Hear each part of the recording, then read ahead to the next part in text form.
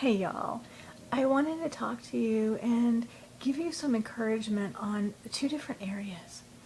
And one is I see so many Christians right now that are discouraged because either they've not found the fellowship, the Christian fellowship, or it's because they feel very alone as a Christian as they see the things going on in the world. And of course now we have technology, so we can really see what's going on in the world, right? Much more than even they could back in the 50s or so, and they just feel very discouraged and they're ready to stop. They're ready to stop. But don't stop, because remember, he who began a good work in you will perform it until the day of Jesus Christ. We have work to do. And these feelings aren't anything new. Jeremiah chapter 9. He says, "Oh, that my head were waters and mine eyes a fountain of tears, that I might weep day and night for the slain of the daughter of my people. Oh, that I had in the wilderness a lodging place of wayfaring men, that I might leave my people and go from them. For they be all adulterers, an assembly of treacherous men. And they bend their tongues like a bow for lies, for they are not valiant for the truth upon the earth. For they proceed from evil to evil, and they know not me, saith the Lord." It's been going on for a long time, these feelings. But we've got to keep going, and Jeremiah kept going.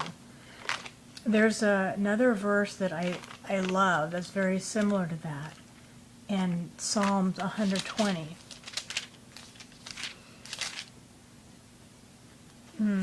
Maybe it's 125.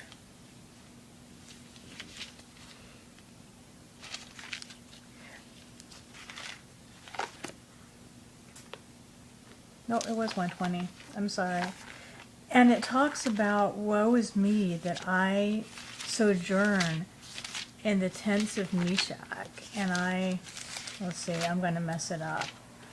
Let me come back to this. Yeah, woe is me that I sojourn in Meshach, that I dwell in the tents of Kedar. There we go. And Kedar, these are the sons of Ishmael.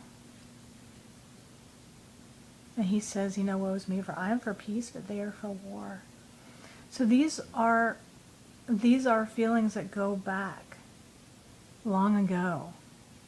These feelings of being isolated and seeing the evil in the world. So no matter what your end times view is, don't stop. Whether you think so many things that, of the tribulation are in the past, or whether you think they're in the future, one way or the other, these feelings of discouragement, regardless of one's end times view, they can stop people from doing. Don't stop. Don't stop until it's over. It's not over till it's over. Go to that very last minute.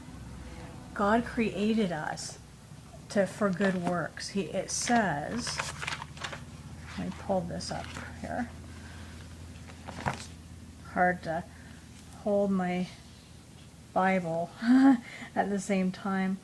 Titus 2:14, that Jesus gave himself for us to purify unto himself a peculiar people, zealous of good works. So don't stop until the end. And now, for those brothers and sisters that something has got them, it's a health issue or something else that has got them where they can't go out and do like they want to do, like they used to do maybe, but something in the flesh, and I'm not speaking of a sin, I mean something physical, is literally stopping them from doing everything that they want to do for the Lord. I have a word for you too. And it's actually a word that a friend gave me as I was recovering from a concussion, and I wasn't able to go out to the nursing home that particular day and deliver a message to my women that I was supposed to do because I was recovering. And there's been 2 weeks as I'm recovering from this that I'm getting back. But I wasn't able to do it. It was so frustrating to me. And he said something to me. He said, what does a light bulb do? well, it sits there and gives light. I mean, we are the light of the world, but it's not going out and doing. It just is. And it gives light where it is. And sometimes that's all we can do, is just give light where you are. And if that's all you can do, that's enough. You know, we feel sometimes like prayer isn't enough, but that's the most powerful thing we can do. Pray, be an intercessor, study, you know, make videos if you can of the Word. But I know how it feels to feel like you're called to do something more and you can't do it for a period of time, for a season, because of something. But don't give up. Don't give up. Press on. Be a light where you are. Endure to the end. Keep going. Walk the narrow road. God bless you and savor your Savior.